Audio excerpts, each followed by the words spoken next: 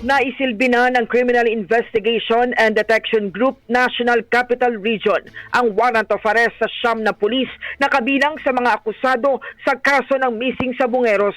Ayon kay CIDG NCR Chief Colonel John Giagi, ang mga nasabing pulis ay nasa ilalim na ng restrictive custody bago pa man ilabas at maisilbi ang warrant of arrest na inisyu ng Regional Trial Court Branch 26 ng Santa Cruz, Laguna para sa kasong kidnapping with homicide. Paliwanag ni Giagi, matapos maisilbi ang warrant of arrest, hindi na saklaw ng restrictive custody ang mga akusado at formal na silang ilalagay sa kustodiya ng CIDG NCR habang dinidinig ang kaso. Anya bibigyan ang mga ito ng pagkakataon na ipagtanggol ang kanilang sarili sa korte.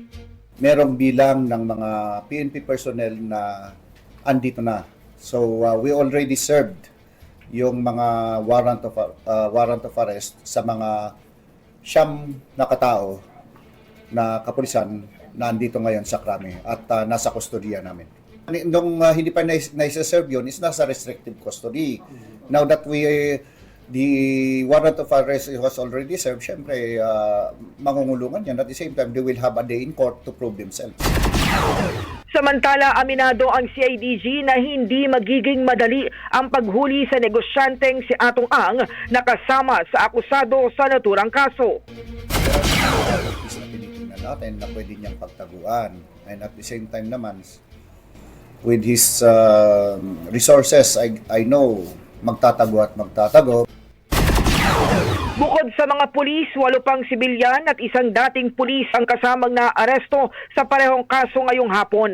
Ayon kay CIDG Director Major General Robert Morico II, ang mga sibilyan ay dating security at tauhan ni Ang sa sabungan. Tinutugis na lang ng mga otoridad si Ang. Ngayong hapon, kaagad isinilbi ang arrest warrant sa ilang mga lokasyon at ari-arian ni Ang, kabilang nasa Pasig at Batangas. Hinikayat din ni Morico si Ang na sumuko na lang at harapin ang kasong kidnapping with homicide dahil base sa monitoring, nananatili pa ito sa bansa. Still in the country. Nagmumonitor kami sa kanya, he's still in the country. That's why I am asking him to peacefully surrender. In the heart of changing lives, ako si Brigada Cass Austria ng 105.1 Brigada News FM Manila, the Music and News Authority. Trimax, Brigada Balita Nationwide.